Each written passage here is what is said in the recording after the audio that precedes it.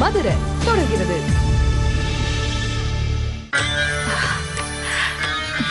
வணக்கம்மா. ஐயா, எங்க இம்புட்டு தூரம்? உங்களை பார்க்க தானே வந்துகிட்டு இருக்கேன். ஐயா சொல்லிருந்தா நாங்களே வந்திருப்போம் இல்ல. திறமை இருக்கிற இடம் தேடி நாம தானமா போனோம். அதான் உங்களை தேடி வந்திருக்கோம். ஐயா, நீங்க போய் ஊரே கையெடுத்து கும்பிட்டு நிக்கிற பெரியவர் நீங்க. என்ன போய் இம்புட்டு தூரம் படியேறி வந்து பார்க்கணுமா? அம்மா, என்னம்மா நீங்க இதை போய் பெருசா பேசிக்கிட்டு? மற்றவங்க திறமையை மதிக்கிறவன் தாம்மா மனுஷன். நான் மனுஷனா இருக்க ஆசைப்படுறது தப்பு இல்லையா? பெரிய வார்த்தையெல்லாம் பேசாதீங்கய்யா. உங்க அளவுக்கு எனக்கு அனுபவமும் வயசும் இல்ல. என்னம்மா அனுபவம்? சுத்து பத்து ஊர் எல்லாத்தையும் உங்க பாட்டால கட்டி போட்டு வச்சிருக்கீங்க. இதை விட வேற என்ன அனுபவம் வேணும்? ஐயா, என்ன புகழாதீங்கய்யா. இல்லம்மா, உண்மையை தாம்மா சொல்றேன். ஐயா, நீங்க வந்த விஷயம் என்னன்னு தெரிஞ்சுக்கலாமா? அது ஒண்ணும் இல்லம்மா. நம்ம ஊர்ல பெரியவங்கள்ல இருந்து சின்ன பசங்க வரைக்கும் நம்ம ஊர் திருவிழாவில் நீங்க தான் பாடணும்னு ஒத்த காலில் நிக்கிறாங்க.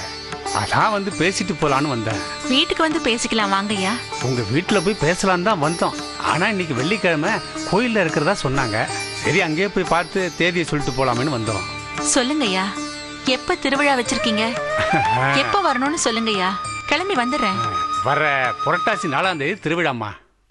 4-5 தேதி எங்களுக்கு கொடுத்தா போதும். ஐயா, அந்த தேதியில அம்மா வரமாட்டாங்க. இப்பதான் சோழம் வந்தாங்காரங்க வந்து அதே தேதியை கேட்டாங்க. இல்லைன்னு சொல்லி அனுப்பிச்சாச்சுங்க ஐயா. அண்ணே, என்னம்மா, வேற எங்கேயாவது ஒத்துக்கிட்டீங்களா? இல்லையா. அப்புறம் ஏமா யோசிக்கிறீங்க? அப்படிலாம் இல்லைங்கய்யா. 4-5 தானே? ஆமாம்மா. நான் வந்துடுறேன் ஐயா. என்னையா, உங்களுக்கு எல்லாம் சந்தோஷம் தானே? ரொம்ப சந்தோஷம். அப்புறம் நீங்க பார்த்துக்கிட்டு தட்டை கொடுங்க. இந்தாங்கம்மா. அண்ணே, தாங்கம்மா. அம்மா, உங்களுக்கு தேவையானதை எல்லாத்தையும் நம்ம ஆளுங்க கவனிச்சுப்பாங்க. அப்ப நான் உத்தரவு வாங்கிக்கிறேன். சரிங்கய்யா. எனக்காக இம்புட்டு படியேறி வந்ததுக்கு ரொம்ப நன்றிங்கய்யா.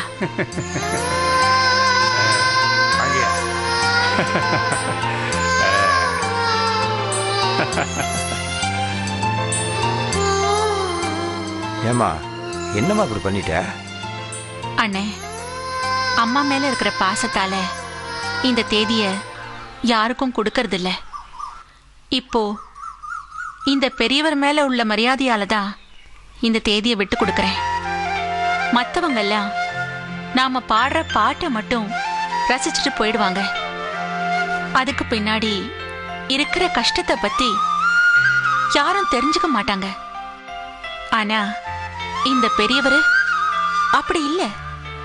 நம்மள மாதிரி கலைஞர்களுக்கு மரியாதை கொடுக்கறதுலேருந்து அவங்க கஷ்டப்படுற நேரத்திலையும் என்னென்ன தேவைன்னு அவங்க வீடு தேடி போய் செய்யற ஒரு நல்ல மனசு.